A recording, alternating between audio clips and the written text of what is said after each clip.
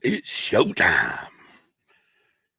Hey, that's Beetlejuice line, dude. I know it is. It's showtime. My favorite line for that movie is still nice fucking model. I don't give a fuck what anybody says. I still like that one. Oh, yeah. All right, so we did go live. We turned sound down. Make sure we are live. We are live. Yep, we're smiling. We're having fun. And my voice still sucks. I know. We just need to have you stop talking for a week or so. All right, cool. No, that's okay. You can do the whole episode. No. I'll sit here and just direct you. No. Yep, get off camera. Go. No, that's okay. It's okay.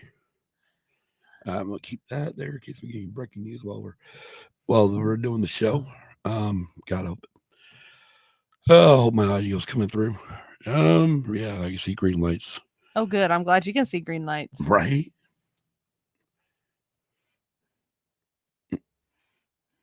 Let's keep that up so I can look at this. Well, if you're in watching the show, jump in the chat. If you're on Facebook, you can write in the chat, say hello. If you're on YouTube, you can do the same thing. Jump in the chat, say hello. Let us know you're here. Oh, damn. Yep. My voice is fucked still. Oh, wow. What? You're going to have to take it easy. It's your fault. Really? Yeah, you're the wife, so it's your fault. Okay. No. God, man. What a week, huh? Oh, yeah. Fuck, you've been sick most of the week. Yeah, I have. But we'll get into that here in a minute. Yes, we will. Yeah, just kind of wait and see if we'll give it just a little bit more time. You know, we only got 2 minutes so far on that. Oh, yeah. Screw it. Let's go ahead and let's get into it. Sounds good to me. Get into this episode. This episode is what we're at, right? Yes, we are. And it's going to be a good episode. Yeah, it should be a great episode. Damn, I just shaved. You look just fine. Yeah, until I start seeing the whiskers. Oh, that's true. Anyways, let's get this party started. All right, let's get this party started.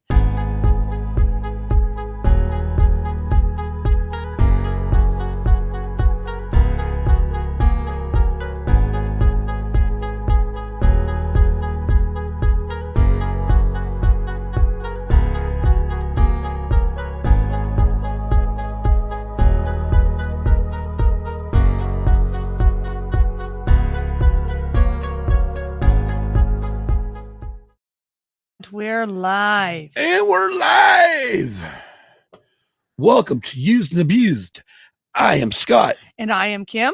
And this is episode, my God, 93. 93, yeah. It's only taken us, well, but this thing's almost 3 years old. Is this 2 years old or 3 years old now? I don't remember either. Yeah, fucking brain part. But anyways, so Kim, what are we doing on this episode? Blood in and blood out. No, it says blood in, blood out. It's not blood in and blood out. It's blood in, blood out. Sorry. It's all is blood in, blood out. Or also known as bound by honor. Oh, okay. But we'll get into that when we get into the actual into that part. Well, let's talk about our week. What did you do since the last time we were on the show? Besides being sick all week, most of the week? Yeah, you pretty well went through a sick period, didn't you? Yes, I did. I was sick for most of this week. Oh, yeah. Kind of sucks. It does. But I hate being sick. Flip my hat around. Just because. That's the one thing I hate is being sick. God, I think we all hate being sick, Kim. Oh, I'm sure. I mean, at some point in our lives, you just go through it. Oh, by the way, hey, Patreon members. We've been promising these fucking stickers. Oh, I don't want it. They're right there. Oh, there they are. Anyways, now we have stamps. We do have stamps too. You Patreon members. We'll be getting your stickers. You will be getting your stickers.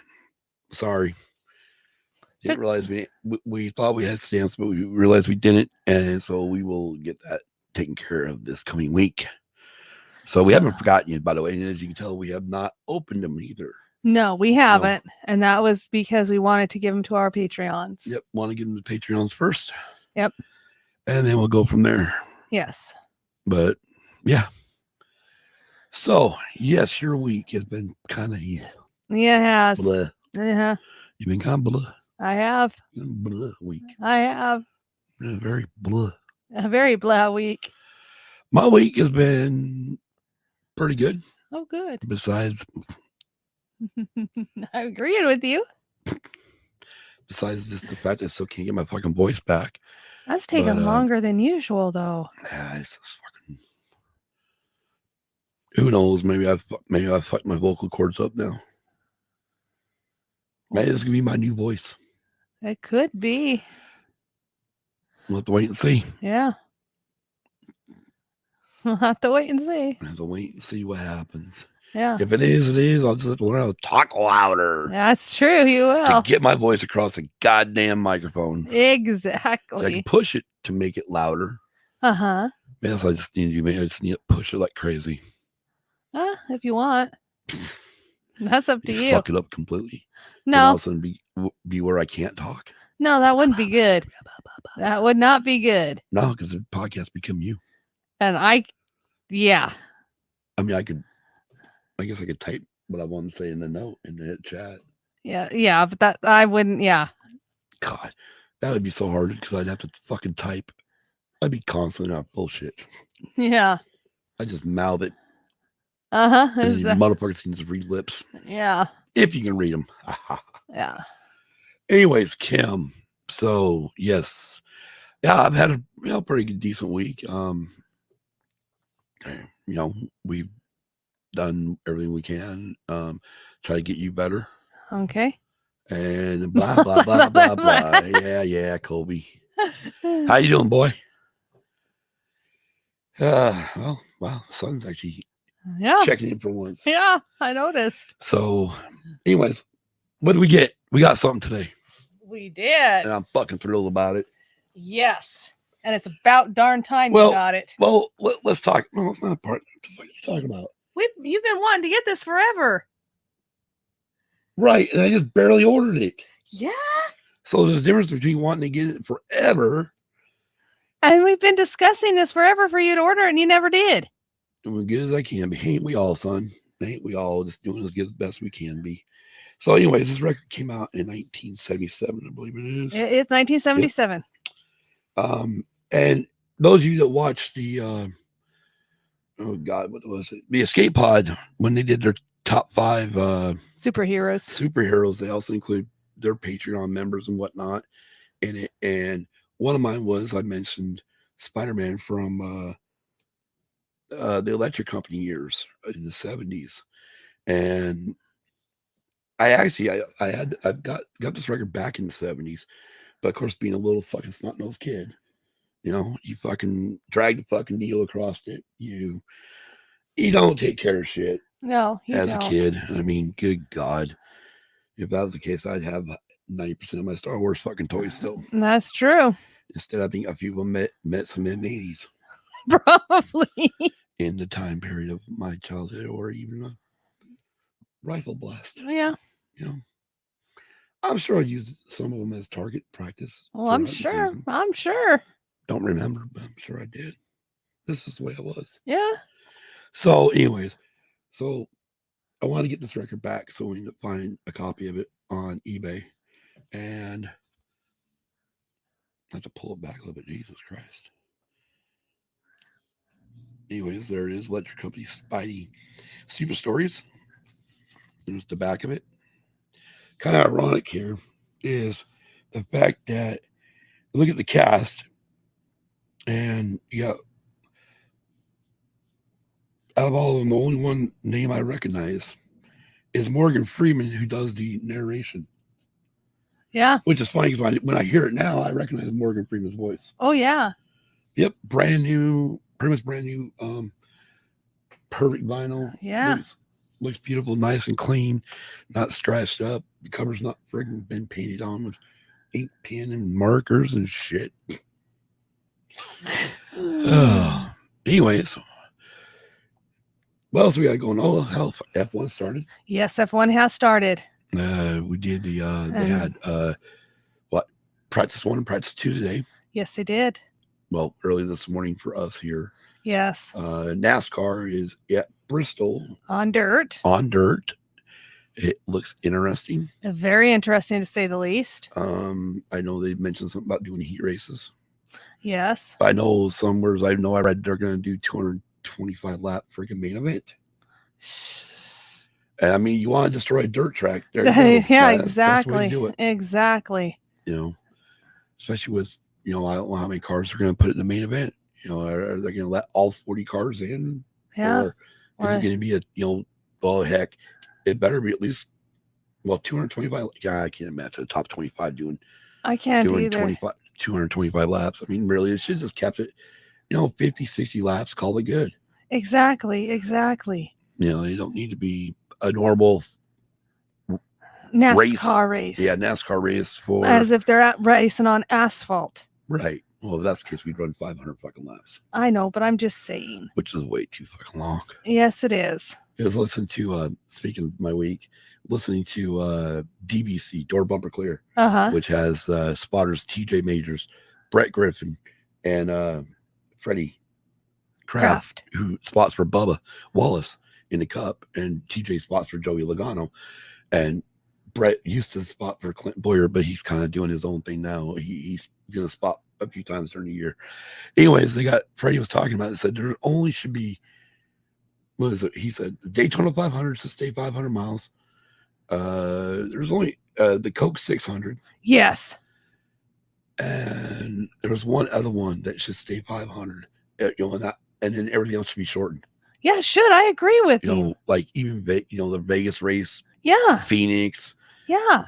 All the other tracks, they should be just way too fucking long. They are way too long. And then they get real boring after a while. Well, yeah, I mean, stage racing really hasn't helped it. No, it hasn't. So, I mean, it did for a while, but it did, but it doesn't no more. No, because I mean, you don't have, they don't know how to do the stages right. No, they don't. They really don't. I mean, they go little laps stage 1, even, then they up the laps for stage 2, and then it's extreme laps for stage 3. Right. And it's like, yeah. Oh, final truck prices in the books. Sorry. That's fine. Got my notification on my phone. That's fine. And I got it sitting up over here so I could read anything going on. That's fine. So, anything else exciting going on? No, not for me at least. Besides, we're getting warmer. Yes, we are getting warmer. Yes, the days are getting longer again. Yes, they are. So we're headed towards summer. Yes, we are. I mean, our spring is pretty much everyone else's winter. That's true. It is. Unless you're in Australia, then it's the other way around. It is. That is their summer, and then our summer is their winter. Yep. But yeah, so while everyone up north is dealing with snow, that is pretty much our spring. Yeah, it is. And when we start hitting this time of year, about here, we're starting to head towards our summer temps. Yeah, we are. So exactly where we're headed. Freaking AC's already kicked on. It has. I noticed. It feels good though. It does feel good. And yeah. But we got some exciting things coming up. Obviously, once we know, well, matter of fact, before we get into too much here, let's go ahead and jump into our let's talk about our Patreon members. Yes. We want to thank our Patreons. Luna Girl and Dragon Buddy, Don Solsky, and Big Brady Lovin. Thanks, guys, for supporting the show. We do appreciate it. If you would like to support our show, you can join our Patreon. Go to patreon.com. Search in the creator bar, Used and Abused Pod. Yep. Also, don't forget to smash that like button, and if you are new to the channel, click subscribe, then click the bell to be notified when we go live and upload new videos. By the way, this is mainly for the YouTube audience because they don't have this feature on. Obviously, we upload when I upload videos on Facebook, it comes straight to YouTube. Yes, it does. You can also find us on Facebook, Instagram, Twitter, and Tumblr. I still didn't fix the Tumblr one. That's okay. My bad. And it's just search out Used and Abused Pod. Doesn't matter. Our email, if you want to shoot us an email, is usedandabusepod@gmail.com. And make sure you spell that "and" out, because Gmail won't let you use the little symbol, the cheat "and," as I call it. Also, our website, just type in usedabusepod.com. It'll take you right to our website, where you can also find all of our episodes and a link to our merchandise and our Patreon account. Right. And speaking of merch, Kim, go to tpublic.com and search Used and Abused for our merch store. It's actually Used Abused Pod for our merch store. You can also find our merch store link on our social media and website. Right, exactly. And again, this is episode 93. Blood In, Blood Out, which is a 1991 movie. We're going to get into that here in just a few moments. What special? Are we going to do that special shout out now? Not quite. Okay. No, I mean, we shouted out Colby. Okay. Colby jumped in the live show. Okay. I'm not sure. I know I told Hannah. So if Hannah and Mikey and the kids are watching, hey guys, how y'all doing? You know what you forgot to mention in your week? What? What'd you get? Oh yeah. I love how when it's like, what'd you forget? Oh yeah. Where are you going? You don't have to get it. You just talk about it. Well, I like to show and tell. Okay. Everybody stand up. Look for a flag. Put your hand on your heart.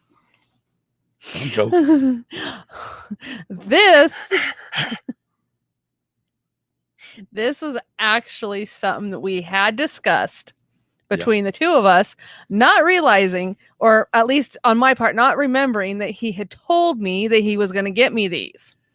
And it's the Xbox wireless headphones. So I'm not wired. They're not Xbox. Well, they're made for Xbox. Yeah, they're made for Xbox. Turtle Beach. Yeah, Turtle Beach headphones made for Xbox. Right. So I can go wireless when I play Xbox games. So that Come on. What? Okay, and what Xbox game are we talking about? Call of Duty. COD.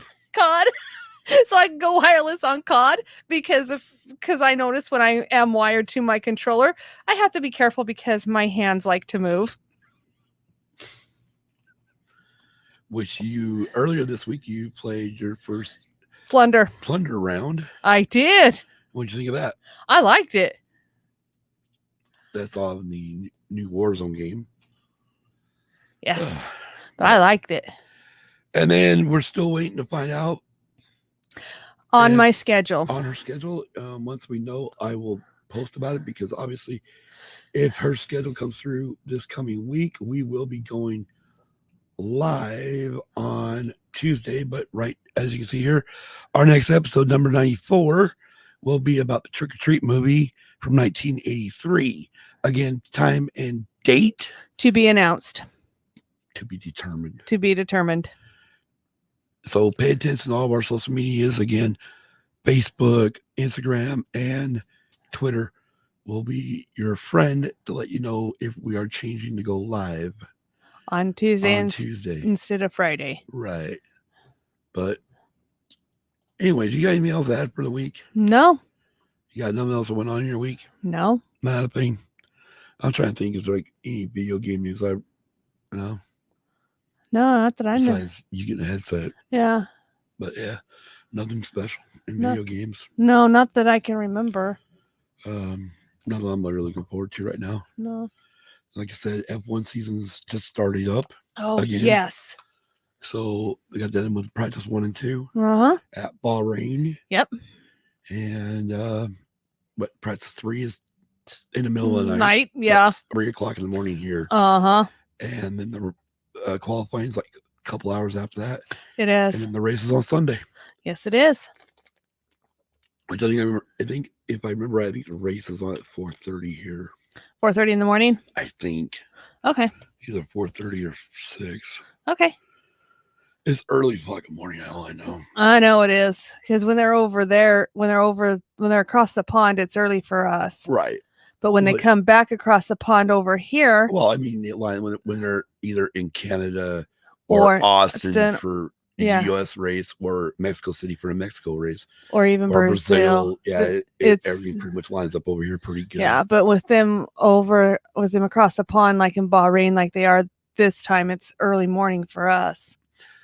Yeah, it's not as bad as Australia. When they run Australia, where it's pretty much middle of the night. I think it starts like at midnight here. Yeah. So that's one of those races where it's like, Yeah. you just hit all fucking night, watch the 2 hour. Because the nice thing about F1 is once the race starts, they got 4 hours to get it complete. Yes, they do. Once they take the green flag, they got 2 2 hours to get complete. Yep. And that is a full race distance. If they don't hit the full race distance by the 2 hours, they Then drop it's the checkered done. flag. It's over with. Yep. And who's ever in the lead at the time wins the race. Yeah. And who's ever behind that wins second. Whoever behind that driver wins Who third. gives a fuck about second and beyond? Second place is the first goddamn loser. Well, I understand that, but they do have podiums for first, second, and third in F1. No matter. It's still a first goddamn loser. Whatever. What do you mean, whatever? I just think if you're on the podium, you're doing well. Well, yeah, obviously. So. But anyways. All right, well, hell, I guess we're going to jump into this. Yes, we are. All right, let's go into Blood In, Blood Out. Also known as Bound by Honor or Blood In, Blood Out, Bound by Honor. Okay, this says 93. Okay, my bad. I read somewhere else. Oh, it's filled in 91. Son of a bitch. All right, anyways. This is a 93 American epic crime drama film directed by Taylor Hackford. It follows the intertwining lives of 3 Chicano relatives from 72 to 84. They started as members of a street gang in East Los Angeles. And as dramatic incidents occur, their lives and friendships are forever changed. Blood In, Blood Out was filmed in 1991 throughout the Spanish-speaking areas of Los Angeles and inside California's San Quentin State Prison. That was literally filmed inside San Quentin? San Quentin, yeah. So I wonder how many of those extras were actual cons. Probably a lot were cons. Why don't you just call them inmates? Inmates. I wonder how many of those extras were actual inmates that they were filming. Maybe not. Maybe none. But what would they do with the inmates then? Would they transfer them somewhere else? Yeah, they'd move. They could move them into another section of the prison while they're using the filming part. Yeah, while they're using part of the prison to be filmed. Oh, because I know San Quentin was the prison once. Oh my good gosh! What? That prison that those 3 was supposedly escaped from. No, you're talking about Alcatraz. Yeah, but San Quentin followed it. All right. Anyways, we're not talking about San Quentin today. We're talking about Blood In, Blood Out. Yes, we are. In 1972, Mikko Velka. Mikko Velka was 17. Is a 17-year-old son. Is a 17-year-old son of a Mexican mother and a white father. After a violent confrontation with his father, Mikko leaves Las Vegas to East Los Angeles, where he stays with his cousins Paco and Cruz. His cousins are in the local Vatos Locals gang, and Mikko earns his membership during an attack on their rivals, the Tres Puntos. All right, hold on. Pause right there. So let's talk about this. So the film opens up. We're 1972. It shows East Los Angeles. Mikko is walking the streets, pretty much headed to his mother's house. And he stops up at places, pretty much coming to find out that he's on probation. Yes. And he's supposed to be living with his father. And his father is a white guy. So, and unfortunately for Mikko, he is he's a Spanish white guy. And which is why I paused you for a minute, because again, I know these things never go deep into, people when they write these plot, they're trying to write the plot for you real quick. However, he sees us, goes to his mother. She's all happy to see him, but then realizes, one, she's going to stop receiving a check. Yes. And, his dad obviously is going to send a pro board after, a probation officer after him. But he's 6 days from his birthday, too. He's like 6 or 7 days from his birthday, from his 18th birthday. So she goes and has him stay with her sister, Dolores. Uh-huh. And that's when Dolores is actually, we'll get into who everybody's married to in a minute. But Dolores yells for Paco, which is played by Benjamin Pratt. Yes, which I recognized when he came on the scene. Didn't figure out from where, though. Came on the scene. Came on the screen. I'm watching it on TV. Yeah, it came on the screen. And, and pretty much it is it's where Mikko is dropped off to stay. Yep. So Paco, he messing with Mikko a little bit. And one of my favorite lines in that section was the fact of, you better keep the blankets over your fluorescent skin so you don't keep me up all night. Yes. I love that part. I did too. I thought it was funny. I did too. Then they head to, which would be Paco's stepfather, but his mother's husband's garage, where their cousin Cruz is working. Yes. And he paints. Yes. He does some painting, airbrushing. Yes, he does. Beautiful work too, by the way. I don't think it was, because the guy that actually played Cruz was actually Jesse Borrego. We'll go into a little bit of some of these guys' backgrounds or what else they played in. Anyways, during this point, him and Paco and Mikko drive off in the customer's car, and Mikko is pointing out the placa. Yeah. Or the tattoo for a lot of the locals, the VL. And Paco says, you got to earn that, man. Yeah. It's not just given. And Cruz says, in time you'll get it. So they will return the vehicle after getting fucked with by what they thought were going to be fucked with by the cops. But Cruz uses Paco's boxing history. Yes. To pretty much get him off. Yes. And Paco gets all pissed off. He's just badass. He's just a badass. Yeah, he is. He's the leader of the gang, obviously. He's a badass. And anyways, they get back to the shop, and all of a sudden they hear there's a rooster next door who crows anytime. It's almost like a fucking alarm rooster. Yeah. Like anybody gets near or something, it just fucking crows. So Paco looks down the fucking road, down the alley, and sees the Tres Putos guys friggin' tagging their wall. Yeah. Pretty much going over there thing, and Spider's in there screaming, yeah, no, take your time. One guy wants to get the fuck out of there, and Spider's like, nah, man, just take your time. Let the artist, Yeah. The artist work. These pretty much saying that we're taking over this fucking bar. Yeah. He's like, what he says. So Paco calls Cruz and Mikko over to him, and they run over, and fucking Mikko, man, he just amps up. Yeah, he does. Like, we got to do something with these motherfuckers, or these fuckers. And Paco's like, you want to do something, Milkweed? And that's what his nickname is, Milkweed. Yeah. And freaking go do something. Yeah. But he pretty much called him chicken. Yeah, I did. And fucking Mikko fucking grabs a fucking pipe and sneaks down the fucking alleyway and bashes in the back fucking window of their car. Yeah, it does. So then we kind of jump ahead. They jump a little bit to where Cruz is receiving an award. Yes. For being a stellar artist. Yep. In the high school, I believe. Right, in high school.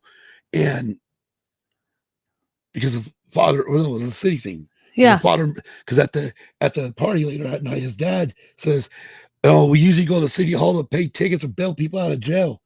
We got an award." Yeah. I mean, he was all proud because it was an award. Oh yeah. And at the same time, the father, man, he's all over fucking Paco about joining the military. Yeah, he is. And Paco uses my same fucking life, like what?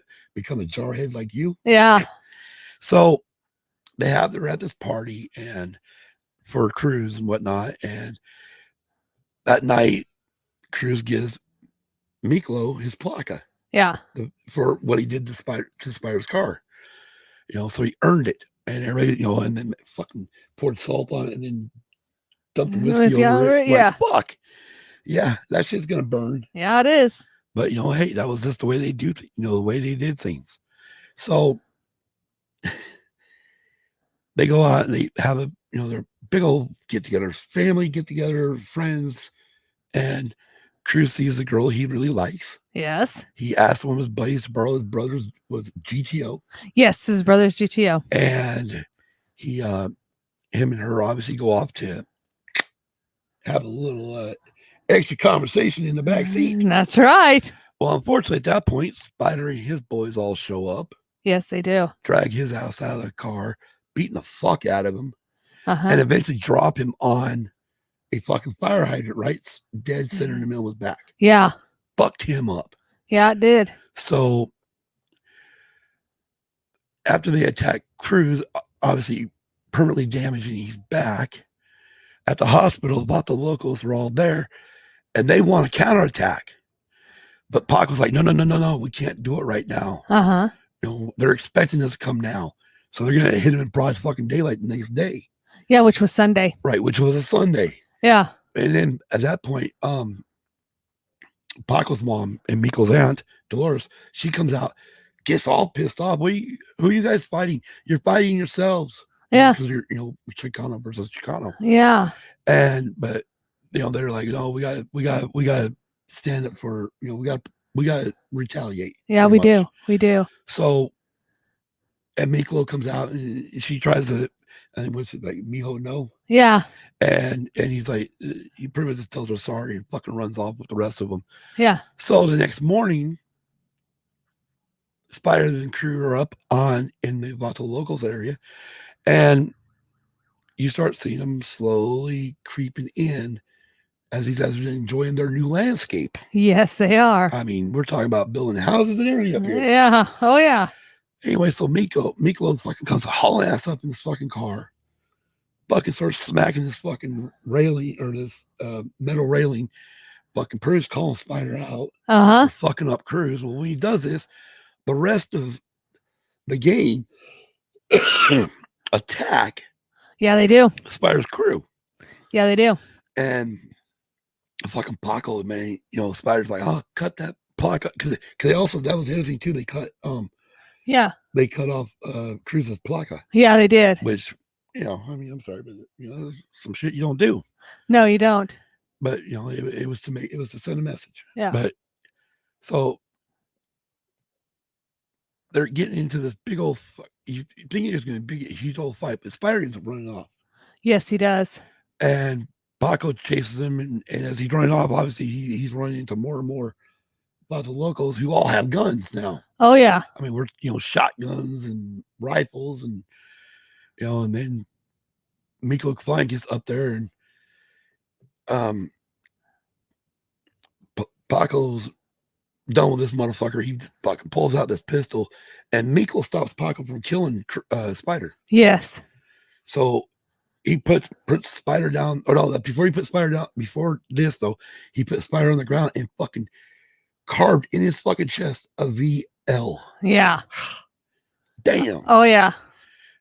So anyways, so they think everything's cool, or done. They're done and over with because Yellow Belly's, the dog's up on his, showing his belly. Yeah. Type thing. And so they go running off, get, celebrating that they won. Well, as Spider fucking gets up, supposedly with broken ribs. Yeah. Because before he got cut by Paco, he fucking got smacked in the fucking gutter with a baseball bat. Yeah. And he swore up down he had broken ribs. Yeah. Well, you can't run if you got broken ribs. As far as I know, you can't run with broken ribs. Yeah. Not like he was running. Exactly. So he runs back to his car, reaches behind the wheel well, pulls out a fucking pistol, comes running after him. Pretty much got Paco dead to rights, man. Yes. And fucking Mikko jumps in the way, gets shot in the side, and then Mikko fucking reaches for that pistol, Paco's pistol, turns around and fucking shoots Spider like 3 or 4 times. Yeah. And fucking kills him. Finally, yeah. So now they go running off, and of course Paco's freaking out, driving like a bat out of hell, all over East Los, and I'm just gonna say East Los because that's what they call it, pretty much. And eventually get chased by the cops. Well, while they thought they were fleeing the scene, they thought they had the cops, They finally beat them. Their cops way below them. They all fucking looked over, gave him the fucking bird. Yeah. And as they looked up, damn it, there was a parked car right in their. Well, there was there was a lady and a kid walking and across. he went to swerve to miss them, ended up hitting a car, and Yes. whoops, At wrecked the fucking the car. Everyone else in the vehicle took off, ran. Yes. And unfortunately, Paco wasn't leaving Mikko because Vato the locals forever. Yeah. And he comes up and tells, the cops come up there, and he's telling his cousin shot.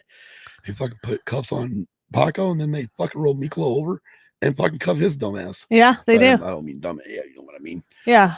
Anyways, so that's when they both get arrested. Yes. This is where now the cousins' paths now diverge. Mikko is in prison in San Quentin for murder, and Paco is given a choice. We're not told this right here at this point. All we're doing right now at this point in the movie, we're actually following Paco, or not, we're following Mikko into San Quentin. Yes. But Paco does pretty much get a choice, either to go to prison or join the military. That's right. Which he does join the military, but we're going to get to that in a bit, in lieu of prison, but we're going to get that in a bit. So we first arrive at San Quentin. Yes, we do. And they talk about the fish. Yes. Which they're talking about the new inmates. Yes, they are. They're all going through, and Mikko is definitely confused where to go. He's obviously he's got his white skin, but he don't like his white skin. Yeah, I don't. He don't. He definitely sounds Chicano, and it feels he's Chicano. Well, he tries to get in with the Chicano guys, and he shows off the placa and gets another member of Los Locals. Yes.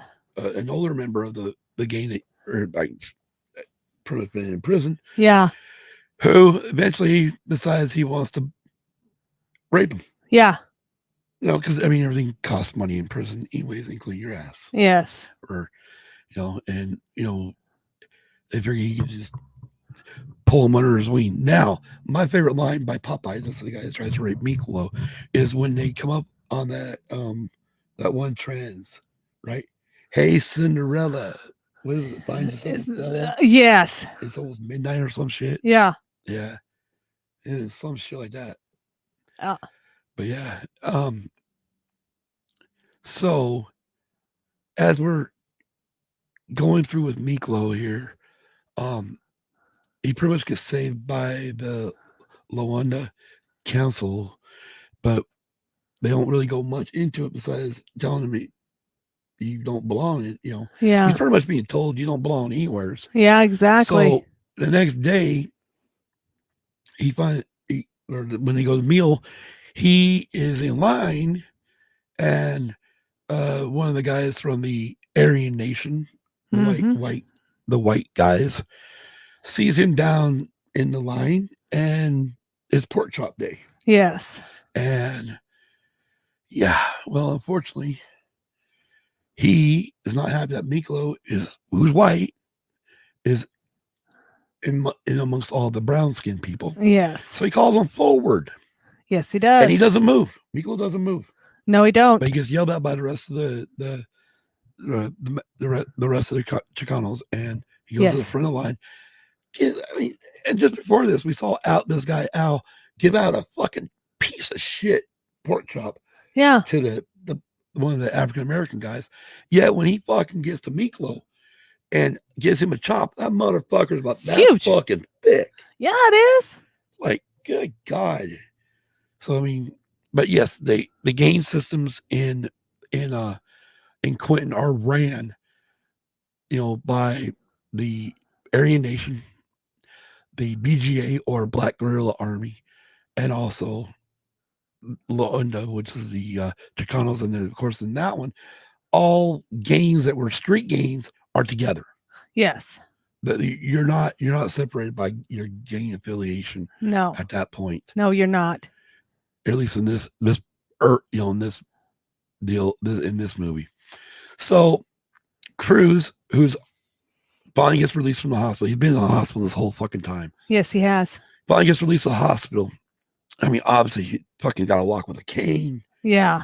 Anyways, his father says, "Hey, I got a surprise for you. He whistles, and here comes Paco in a fucking Marine outfit. Yeah. And that's when we learned that he chose um, military life over prison. But he said after boot camp, he got the raw end of the deal. Yeah. Yes, he did do that. And so Cruz, still enjoying his passion of art and whatnot, he ends up having this big friggin' show. Yes, he does. Where he ends up getting drunk. Yes, he does. Buddies after he gets a little cash advance draw. And, he gets hooked on the heroin. Yes, he does. Which I mean, obviously he's going to because of his back pain. He was already, I mean, God, you saw it when he fucking asked for pills from Paco, his, go home prescription pills. Paco put like one or two in his fucking head. No, he fucking done more. Yeah. So he was already fucking addicted to pills. Yeah, he was. In the hospital. Yeah. Which is normal. Usually happens. Yeah. So unfortunately he gets into heroin, which then ends up leading, and this is the way it fucking works, leading to an accidental overdose of his 12-year-old brother Juanito. Yes. So at this point here at the funeral, Cruz is pretty much dead to the family. Yes, he is. He has no family at all. Right. No familia. Nope. No familia at all. And he doesn't do well. His father even tells him, "You're dead to me." Yeah. I mean, his own father. I mean, we're not even talking like a stepfather. We're like Dolores is his stepmother. Yeah. We're talking about father, man. Yeah. And he walks over to him and says, "You are dead to me." Yes. Like, fuck. Oh, yeah.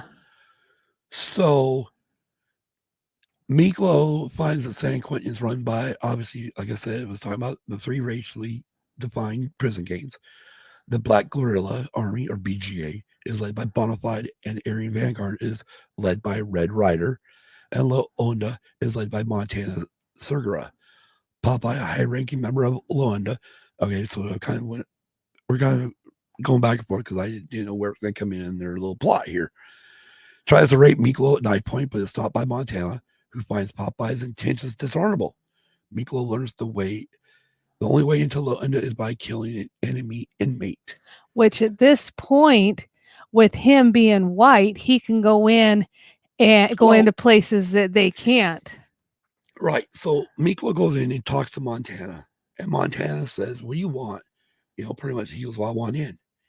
And again, he tells him, like it says there, like we just read, the only way he is by killing the enemy inmate. And for him, because of his white skin, it had to be somebody big, somebody they could never touch. Yeah. Which ends up being one of the Aryan guys, Big Al. Yeah. They want him to go after him because Montana says, it's a white world. Yeah, and it is. It is. And Mikko thinks about it and says, "You're right. You just said it's a white world. I can get places you can't." Exactly. So give me a chance. And of course, the thing is blood in, blood out. Yeah. So the night, let's see where this thing goes real quick. Mikko forms a rapport with the Aryan Vanguard associate, Big Al. Okay, so he's working in kitchen detail. Yes, he does. This is where he works with Big Al, learns some stuff. Big Al obviously wants to rape him too. Yeah. Everybody wants a piece of his white ass. I know. I mean, it's kind of funny. His blonde hair, blue-eyed, white boy. Yeah. But he's not white boy. I mean, he's got white skin, but he's not really white. No, he's not. He's Chicano. Yeah, he is. And but it's because he don't have the brown skin. That's why. Yeah. He's kind of fucked. But so Big Al shows him kind of takes him back into some areas he shouldn't have. Yes. So the night before the big killing. Yes. They bring Mikko into Montana's room again. Yep. So you must now read from the Black Book, which shows the Holy Bible. You open that Holy Bible and it's not any Holy Bible I've ever seen. Oh, it's holy, all right. It shows you where all the fucking killing points are on a man. Exactly. It tells you each one, like if you want them to fucking, bleed or die quick, bleed to death, slowly bleed to death. Oh yeah. Fuck. Oh yeah. But yeah, so they show Mikko all this shit, and they tell him that there's one guy that works for Luanda that's with them who will be in the kitchen, so he'll be the one paying attention to all this shit, and he's pretty much going to cause the distraction. Yes, he is. And another guy's going to plant a fucking, well, I would say shit, but fuck. That motherfucker's like an ice pick. Yeah. Anyway, they're going to plant an ice pick in a pot, which then Mikko's got to get because he can't let anybody else get it, because if anybody else gets it, then the gig's up, And so there's this black guy's going to go back. Oh, no, Wally, let me get it. Let a real man handle it. Like, that's kind of fucked up. Yeah. Anyways, so where I just lost. Okay. So Mikko, Geronimo, the guy, not Mikko, Geronimo, the guy that's going to be in there from Luanda, oh my gosh. Launda, yeah. What the fuck? I just lost. I'm completely. Launda. Yeah. Anyways, he fucking takes fucking hot ass boiling water, pours it down the back of another guy to cause a distraction. Well, when he does this, Mikko sleeps in. Yeah. And he doesn't realize that the one of the guards are with Big Al. Yeah. He gets in there, and all of a sudden Big Al's fucking they're because Big Al runs a gambling business. Yes, he does. Forgot to mention that earlier, but whatever. We weren't really that big of a deal. No. But fucking the gambling doesn't come into effect until later. Well, it does, because I mean this. But anyways, so the guard, he pretty much Big Al tells the guard which way to fucking go. Yeah. So you know who's running this show. Oh yeah. And Mikko makes it look like he wants to fuck him or have sex with him, or gonna give him a blowjob because he ain't got time. Yeah. So as he goes down, he's at that fucking ice pick thing, and then he fucking just whack. Yeah, instant death. Boom, boom, boom, boom. It's like fuck. Yeah. And he Herbs fucking grabs everything, grabs all the money, grabs a fucking notebook. Smart move. Very smart. Then he realizes, oh shit, he can't get out because the gate's locked.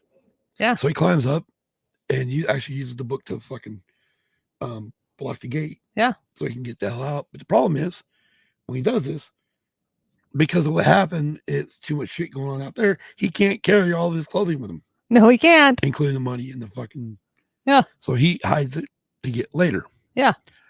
So eventually, they put the whole fucking kitchen detail in solitary. Yes, they do.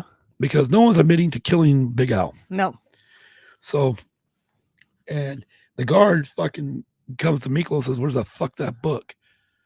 And Mikko knows what the fuck he's doing. He fucking tells him, "Man, your fucking name's in that book." Yeah. Oh, by the way, can I get a decent dessert? No, extra dessert. That's what it was. Can I get an extra dessert? Tomorrow you call them Bob or some shit like that. So, but at this point here, obviously now Mikko is initiated. He becomes in Luanda, because again, their rule is blood in, blood out. Yeah. So and when Popeye leaves, Popeye has a gambling debt. Yeah. So Luanda took over the gambling. Yes. And they started putting money aside to help their members try to get out of jail. A lot of that, I mean, they really started. I mean, it was really a good fucking system. Yeah, it was. Anyways, Popeye gets released. He's going to get released. So he has a big gambling debt, and Mikko wants him to pay up. Yeah. Well, he pretty much offers a seat on the fucking council. With okay. And sorry, I was looking at my phone, and all of a sudden it just fucking said something went wrong, like fucking YouTube went down or some shit. So I had to make sure. Yeah. But yeah, so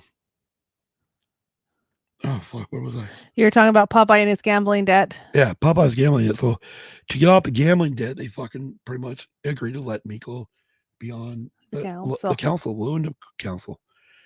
At this point here, and Mikko's already pretty much Montana's right hand man, anyways. Yes, He's been handling the fucking books, anyways. So it was only time he'd get on there.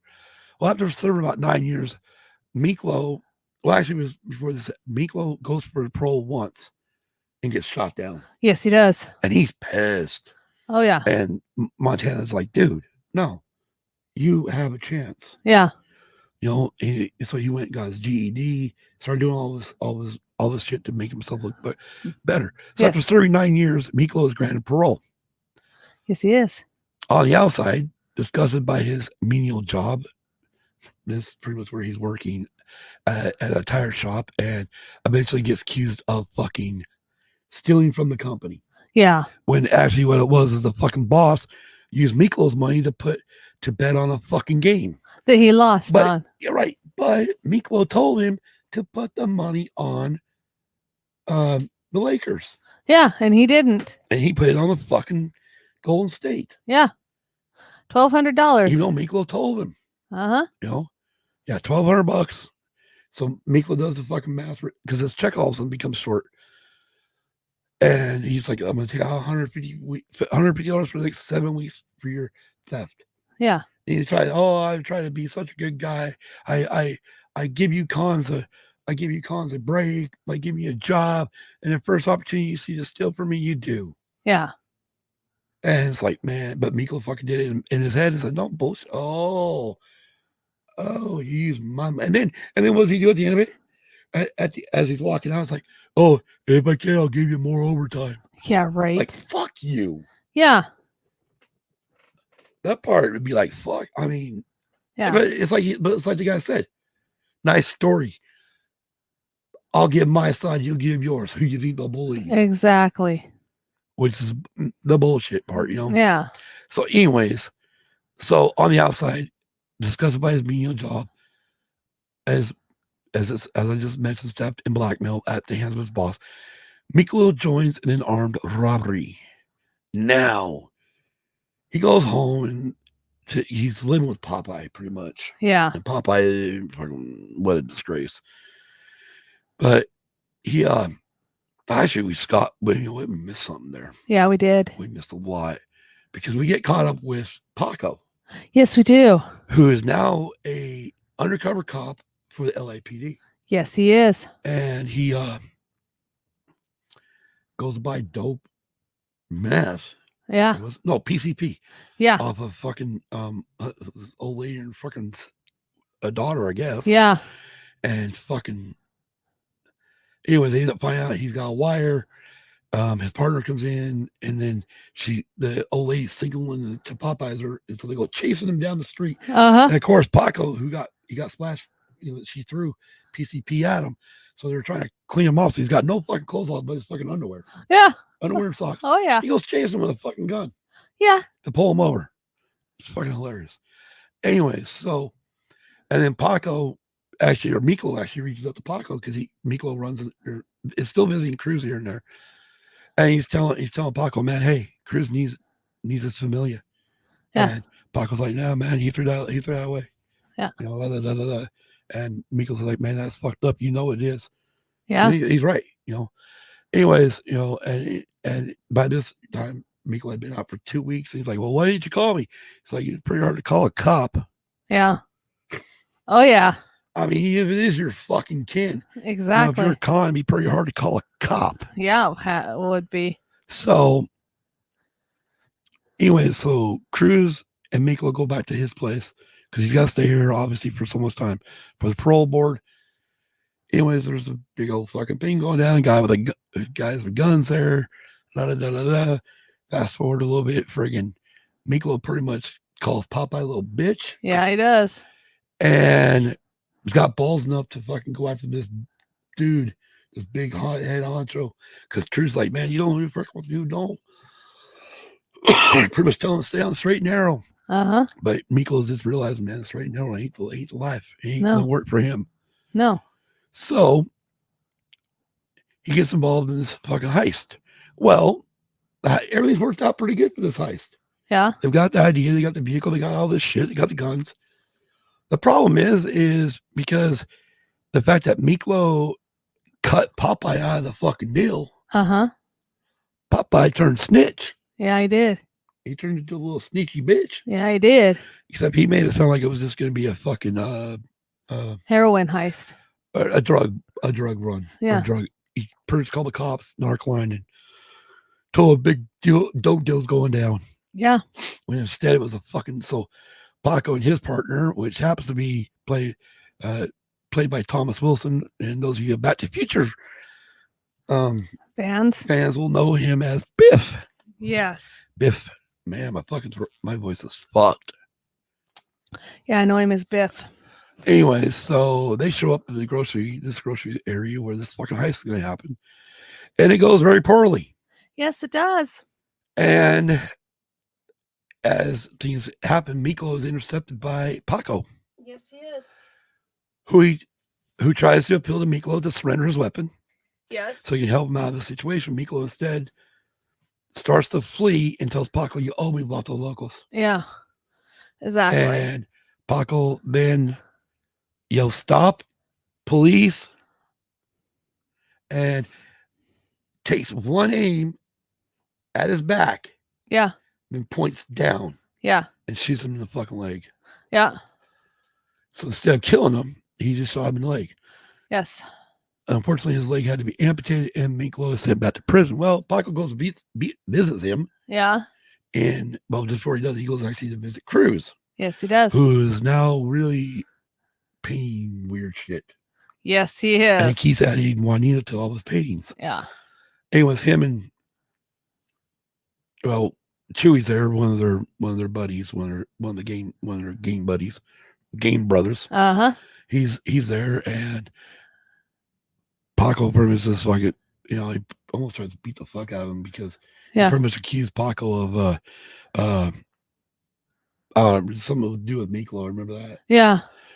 Anyway, so Cruz's like, "Man, you can't come around here," and then Paco's like, "Well, who gave you the right to use my little brother in your painting?" And he's like, and he pretty much fucking called him out. And he told him, "Man, you weren't there for him. He didn't look up to you. He looked up to, because he really did. Juanito wanted to be like Cruz. Yeah, he did. He did a little boxing. He wanted to be a little bit like Paco, but Paco was too much of a, like you said, too much of a badass. Yeah. Back then to even pay attention to the kid. Yeah.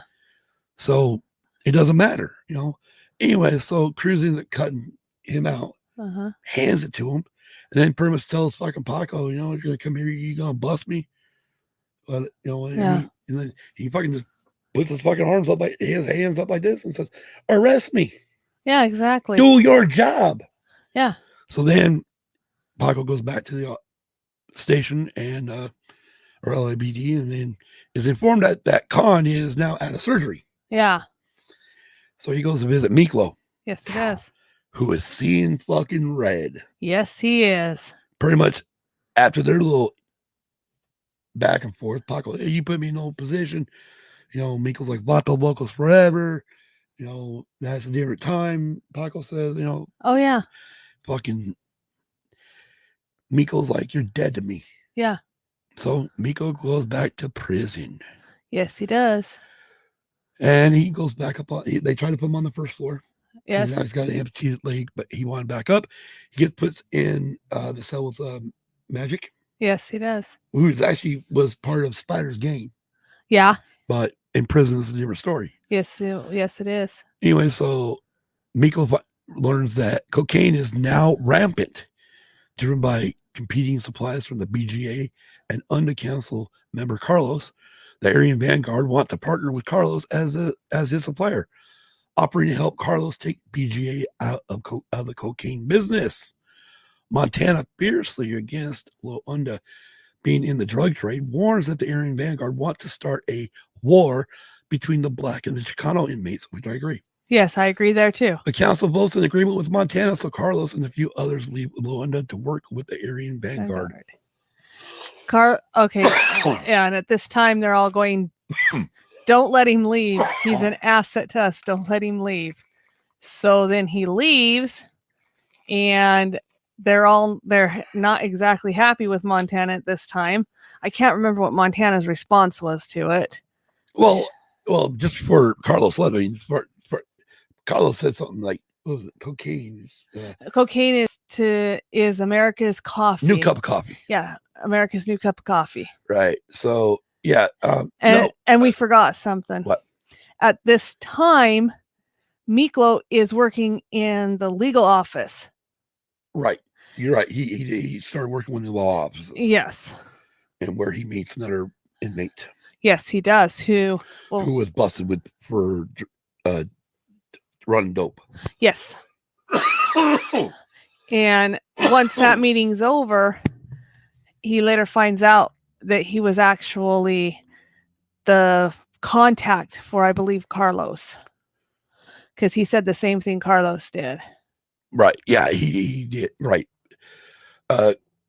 Anyway, so Carlos has a non-inmate brother, Smokey. Yes.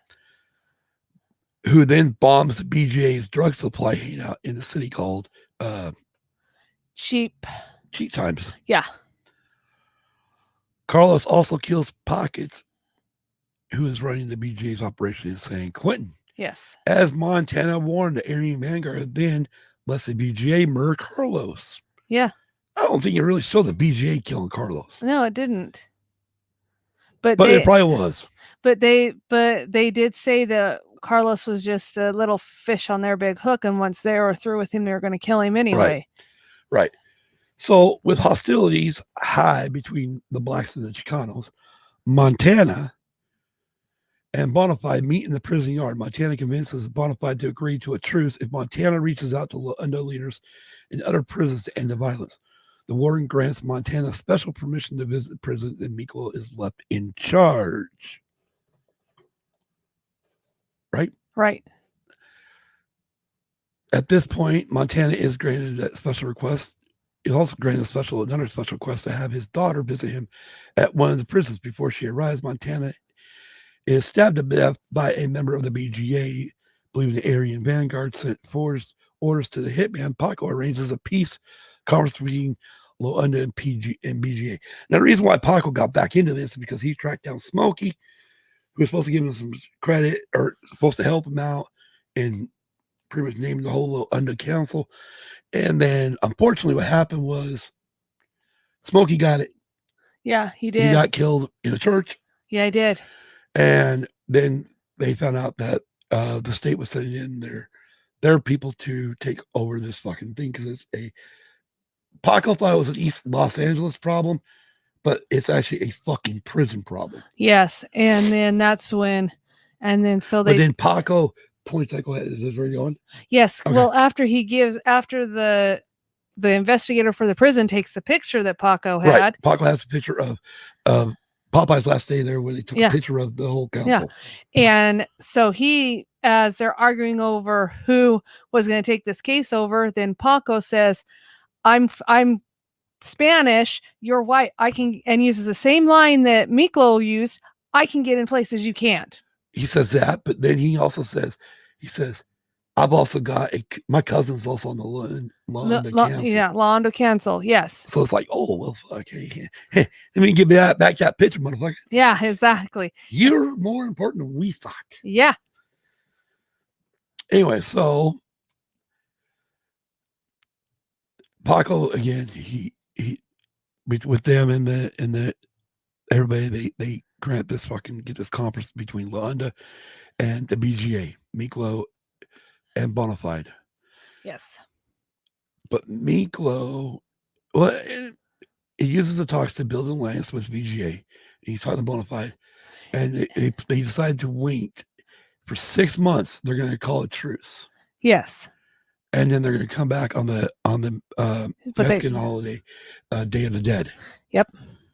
So they plan the joint killing of the Aryan Vanguard leaders. Then Mikko fucking after both BGA and Luanda members they get rid of the Aryan Vanguard leaders. Mikko's men then probably exterminate the BGA leaders as well. A furious Paco confronts Mikko, disowning him forever. Yes. And well, it wasn't just because of that reason why he fucking disowned him. Because Mikko was like, dude, you got pretty much he was asking Paco to pretty much help him. Yeah, he was. I mean, I'm sorry, but Mikko at this point became a fucking god, dude. Yeah, he did. So the warden vows to split Launda's ruling council by sending them to the prisons in other states. You know, we're sending the prisoners who were in California back to their home states where most of their crimes were, Committed. So Mikko uses this to expand Launda across the Southwest. It is later revealed that Magic, not the Aryan Vanguard, sent the forged orders to have BJ kill Montana. This was a set up by a reluctant Miklo who clashed with Montana on the direction that Lunda should take for the game's future. Back in East Los Angeles, Paco visits one of Cruz's murals. Actually, Paco and Cruz, by this time, Paco and Cruz have made up. Yes. Matter of fact, the Day of the Dead. Yeah, we better touch on that. Yeah, we need to touch on that. Go ahead. Okay, so the Day of the Dead comes around, and not only does the massacre happen, but also there's a scene in there with Cruz visiting his little brother's grave. Juanito's grave. And he he pours him whiskey, a glass of whiskey, and then puts up the boxing gloves. Yes, and says, I can't remember what his exact word terminology was, but something about he was sorry about what he did and he wished he was there a little bit more for him or something along that lines. And then all of a sudden you see a shadow come on, and you look up, and it's Dolores. It's Dolores, his stepmom. Then Paco's there. And right. And so Dolores then gets Cruz up, who's now no longer on heroin. Yes. He's off that shit. He's turned his life around back to painting really cool shit again. Yeah. And they hug. Yeah, they hug. Then Paco comes in and hugs. And you're thinking at this point, okay, maybe the old man died or something. Yeah. So then the camera moves, and here's his dad. The camera does. I love how the camera does this. Is it focuses on Cruz's face. Yeah. As he's hugging Dolores, and he looks up, and then everybody kind of turns a little bit, and that's when you see the father. Yes. So the father comes and joins the family, who's also teared up himself. Yeah. And he comes in there, and it's a big family reunion. Yes. It's time for familia. Yeah. And so at that point, he tells later after that, then it goes on. And later, Cruz says, "Come on, Paco, I want to show you something." So you see him jump. Well, that's because Paco goes to Cruz and says, "Man, I hate that motherfucker." Yeah. Talking about Miklo. Yeah. For what he did, and he's like, man. And anyway, so they go to this fucking mural that Cruz had painted of Paco, Cruz, and Miklo. Yeah. And showing the portrait of his former life. And Cruz starts talking, and he pretty much points out, that, hey, he says, he goes, what, you saying this is all my fault? Paco says that to Cruz. And Cruz just kind of looks at him, and then he's like, and then all of a sudden he starts thinking about it more. And he's like, and they start going through flashbacks, and he's like, it is my fault. Uh-huh. And then, of course, Cruz says, now, what the hell are you thinking? You can't control everybody's destiny. No, man, I ate Miklo, the shit with Spider in the fucking alley. Yeah. Then your back wouldn't be fucked up. So right here at this point, Paco's now blaming himself for everything. Yeah, he is. So,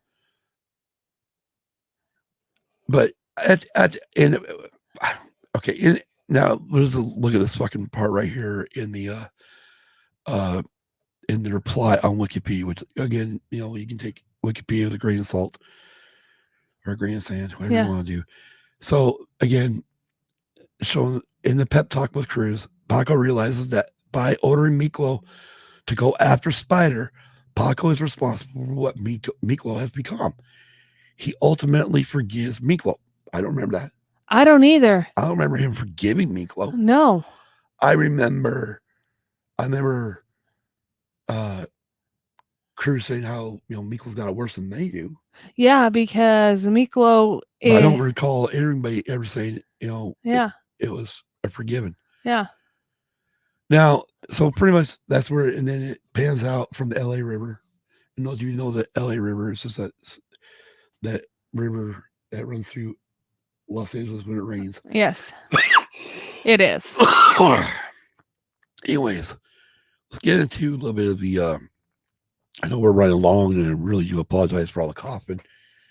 But the origin for Blood In, Blood Out has its genesis in the early 1980s when producer Jerry Gershwin hired novelist Ross Thomas to write the first script, which initially went into development at New Visions Pictures under the director Harold Becker. Afterward, Edward James Olmos was offered to both direct and star in the film, but due to creative differences, Olmos turned down the project. Hey, Tom, how's it going? After New Visions, here we go. Flying over again. If you can hear it, we got planes flying over. No, this is the fucking planes that have the helicopters. Oh yeah, this is a These helicopter. are the ones that go.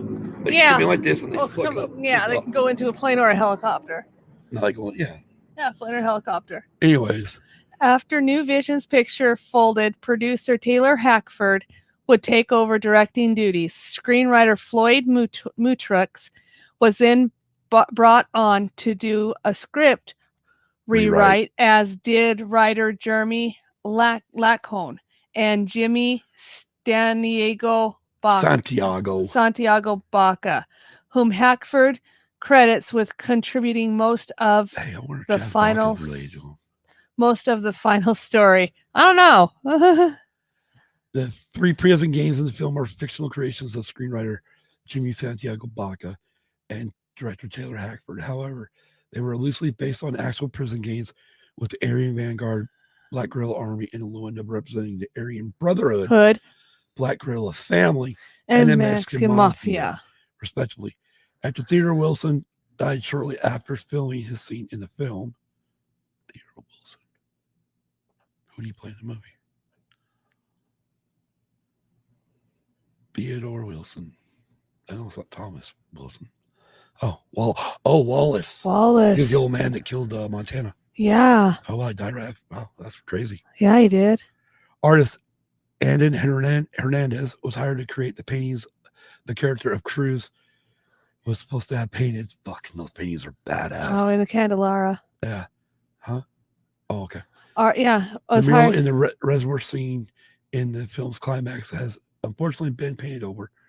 Hernandez made a cameo appearance in the film as a drug dealer Gilbert in the art gallery scene. Oh, okay. All right. So when Cruz is selling his fucking paintings, that's the actual painter. Yeah. The film was shot in and around Los Angeles and East Los Angeles, and inside the walls of San Quentin State Prison.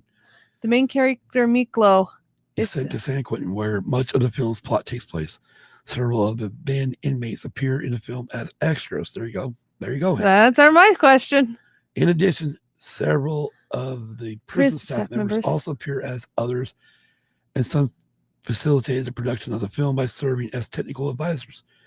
Many members of the staff were given small lines in the film, with the warden given an extended cameo in a part that is somewhat integral to the plot. In addition, actor Danny Trujillo, who appears in the film as Geronimo, has served in San Quentin before declining to become an actor. I've unfortunately had run-ins with Aryan. Oh, wow. Oh, dang it. So he knows. Yeah, they're bad people. They are very bad people. The film, in addition to inmate staff and artist Hernandez, screenwriter and barrio poet Jimmy Santiago Baca cameos as a prison inmate and member of the Luanda Council. The film was initially entitled Blood In, Blood Out, but was retitled Bound by Honor before the film's release. Blood In, Blood Out refers to the initiation ritual of having to kill someone to enter a gang, and on the reverse end, not being able to leave the gang unless killed. This is a common initiation in many gangs, including prison gangs. It is also the motto of Luanda in the film. North Idaho is a bad place. Damn. Holy cow. Hollywood Pictures insisted on the name change, as the studio felt that the original title might incite violence in East Los Angeles. In addition, the executive is at Hollywood Pictures, a division of the Walt Disney Company. Go figure. In case you didn't know that. Did you know that? No, I did not You know know- that. You didn't know Hollywood Pictures was Walt Disney? No, I didn't. Oh hell yeah! That was their R-rated version movies. Oh, well, okay. They did that so parents wouldn't go, "Oh my God, Disney's making R-rated movies." Yeah, exactly. Well, I mean, could you imagine? Oh, yeah. Walt Disney Studios presents Blood In, Blood Out. Yeah, that wouldn't be good. There would be such an uproar. Anyways, we're concerned about the potential effect the 1993 film could have on Los Angeles following the 1992 LA riots. Oh my gosh. Especially after the attribution that was given to Boys in the Hood, a partial cause of inception for the or inspiration. Or you get inception. Sorry, go ahead and read. I'm not going to read anymore. Or the Silver Unrest. Oh, stop it. Director Taylor Hackford has stated that he was very unhappy with this decision, as the film's message was the exact opposite of the one that the studio feared could be transmitted. Release reception. In early '93, the film and its marketing campaign was given a week-long test run in 3 cities: Rochester, New York, Tucson, Arizona, and Las Vegas, Nevada, playing at 2 or 3 theaters in each city. Jeez, didn't realize Tucson.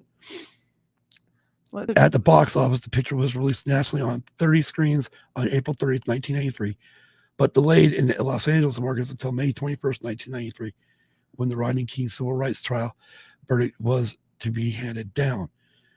The city feared a repeat of the 92 riots following the acquittal of 4 Los Angeles Police Department officers charged with beating King. Box office sales totaled $1 million from 391 theaters on opening weekend. Distributors did not plan to expand the release further, as crossover appeal to non-Hispanic audiences was not apparent. The critical response to the film received mixed reviews from critics. On Rotten Tomatoes, it has an approval rating of 55, based on reviews from 11 critics, with an average rating of 5.48 out of 10.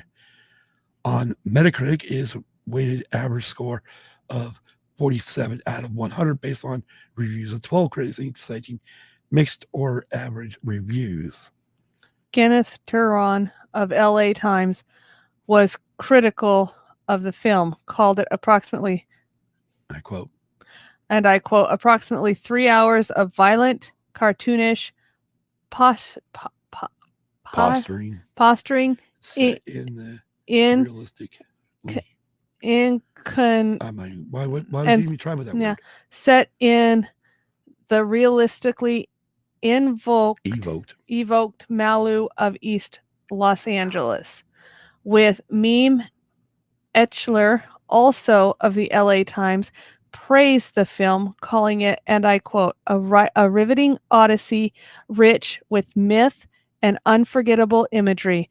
It is a feast of sight and sound, poetry, music, dance, and emotion, and possibly one of the most powerful and important films of the decade. I mean, so I didn't see it until 94. And I saw it on VHS tape back in the day. Yeah. And I had heard about it from people that had seen it, but I didn't know what it was about. So I had never seen it till we watched it for this. So that was and real quick, I know they talked about Rotten Tomatoes. I'll come up with Rotten Tomatoes here in a minute, since the computer wants to work. Because I looked this up earlier. I wanted to make sure I got it right. But the 55% score was right. For it. But I want to know is, what was it like, the audience, or oh yeah, the audience. There we go. Rotten Tomatoes. Yeah, I swear it was really high. Yeah, with the audience, obviously they're not going audience response was to it. Right, and they're going to go by current reviews. Yeah. Hey, Isaac. Hi, Isaac. Fortunately, we're getting towards the end of the show, but hey, thanks for jumping in. Do appreciate it. If the computer wants to work today. I tell you, you're giving it too many things to think about. Right. just like a woman. Excuse me? You heard me. I'm in the fucking doghouse now. No, you're actually right with me. I'm teasing. Just giving my daughter a yawn. Or she is, I'm gonna get a text or something. Cussing me out. She calls, I'm gonna put her on speaker. Okay. I'm saying. She calls, I'm putting her on speaker. You want a really bizarre movie? See Idaho Transfer. What a trip. Oh. Okay. Okay. Yeah, I know. I just spelled blood wrong. My fingers are not in the right place. I was just wondering if you're making up a new spelling for it. Sure, you know. No, is that the right one though? Because I think on Rotten Tomatoes they put it under. I think they put it under Bound for Honor. Or Bound well, it by says Honor. Damien Chapa. I know. He played Mikko. I know. And Benjamin Pratt played Paco. Oh yeah, right there. Audience score 94%. So the critic score 55. Audience score 94. So the audience liked it better than the critics did. It's how shit works. I know. And you know, it even with the other critics, what was it? Egbert and Siskel and Ebert. Yeah, Siskel and Ebert. If they'd always downplay a movie saying they didn't like it, they didn't like it. I'll make sure I watch that movie. Yeah, and so did everybody else. It's if the critics don't like it and give it a low rating, then audiences are going to be drawn right to it. Right. I mean, there's a few times I did.